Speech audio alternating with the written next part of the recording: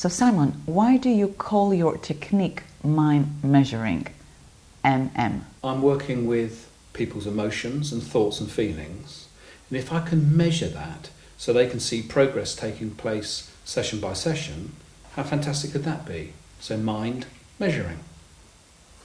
What I do is I help to change almost the natural resource, but safely.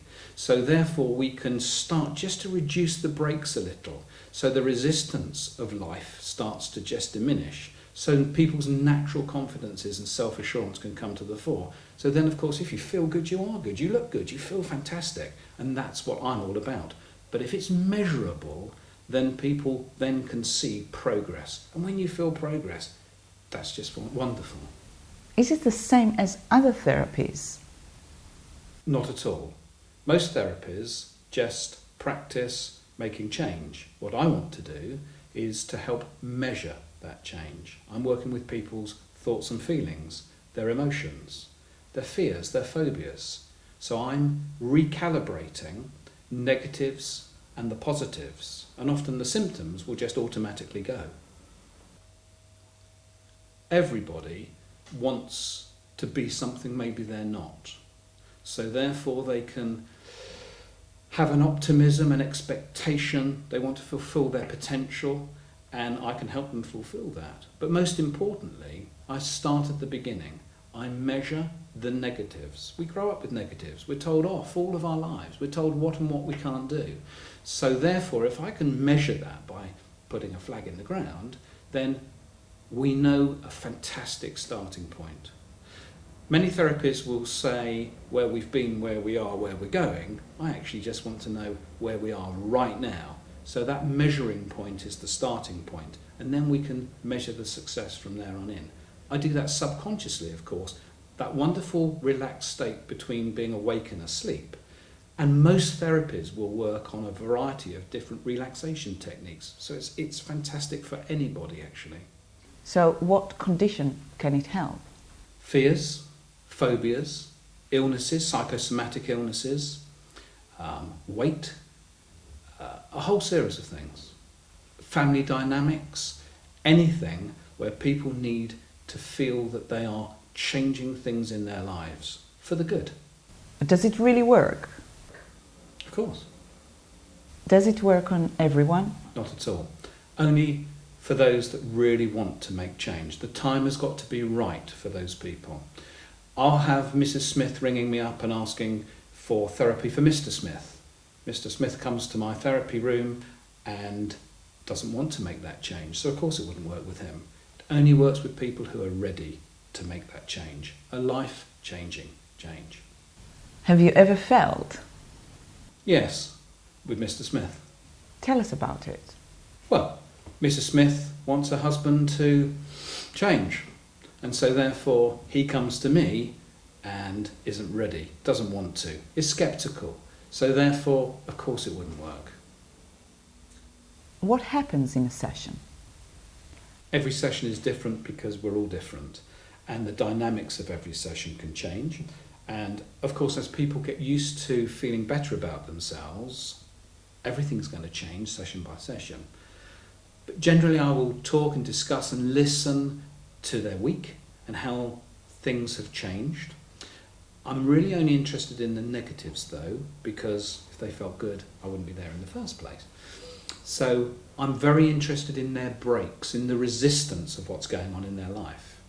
And towards the end of the session, I will help them to relax with certain techniques that are known to most people, relaxation techniques, where I help them to change from a conscious state, so that's how we are right now, into a subconscious state, which is kind of asleep, the combination of being awake and asleep, like daydreaming. And that's where I can do my best work and help them to facilitate that change and then measure it. This is not a deep hypnotic state, it is not. And of course it's not unconscious, because that's when you're asleep. So it's that on the cusp of just relaxing and almost just drifting off. And it's lovely. People love it, and they come away feeling refreshed and revitalised and re-energised, but with a purpose. Are your clients always in control? I use the word control in my therapy sessions all the time, but what I'm doing is I'm transferring control to my clients. They take control of their lives. How we think is how we feel, and how we feel determines how we act and behave. And that's so important. So if people feel good and can see that measurement taking place week by week, their weight going down, their weight going up, their fears and phobias changing, the symptoms changing, then that is such a wonderful thing for people that they start to gain confidence. And once they have the confidence, they don't need a therapist anymore. They go out and face life in their own way, in their own particular way, and that's so important. So what I'm going to do with every client is to help build a foundation stone for them to feel so fantastic that they can go out and do what they want to do. Tell us in a few words, what do you want to achieve? I work with lots of people in television and film and theatre and professional sport. Now these are high achievers, but they're still like us, everyday people, who have fears and phobias and worries and concerns. So if we can just get those as the foundation stone and more positive, people can go and achieve whatever they want to achieve. So a few more words than just a few words, but that's the essence of what any therapist wants to achieve, what their client wants to achieve. So I want to be able to take the ambiguity out of therapy. How many sessions does it normally take? Everyone's different, we're not machines, everyone's different. So normally between 6, 7, 8 sessions. I like to be able to move people forward within 6, because the first few sessions, getting them used to the process, I'm measuring, I'm managing, I'm changing things massively week by week. Then the last few sessions I just get them used to the new change. It's called their new reality, just getting them used to feeling good.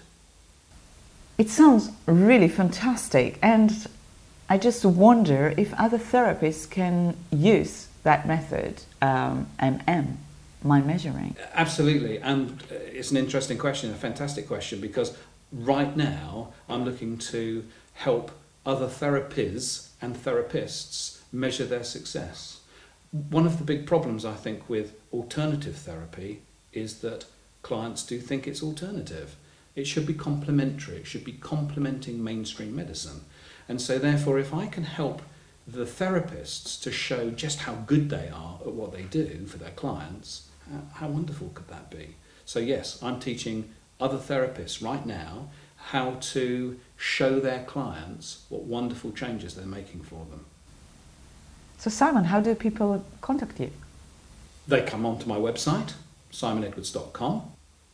So where do you like to work with people?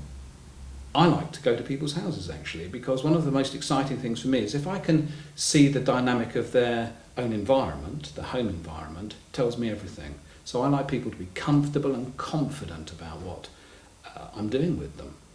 Thank you very much, Simon, and I wish you best of luck with mind measuring. Thank you.